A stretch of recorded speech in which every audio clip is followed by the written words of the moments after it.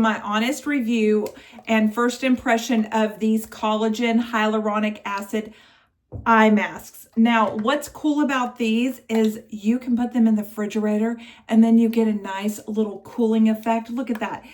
It has the little scoopy thing right here, and then you have this, which just seals in all of that goodness that you want to make sure you can keep there for your eyes. Now, these can be used. Oh, does it have something else? Oh, it does. It has like another little layer there.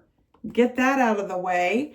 But you can use these anywhere you want on your face. Doesn't necessarily have to go underneath your eyes. You can put them on above, up here, you know, in between on those 11 lines, wherever, and then they're just covered in this goodness right there.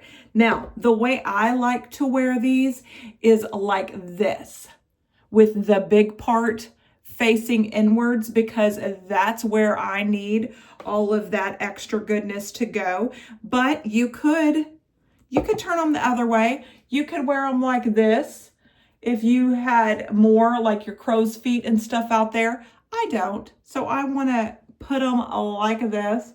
They just have all of the goodness on there. You can feel them hydrating right away.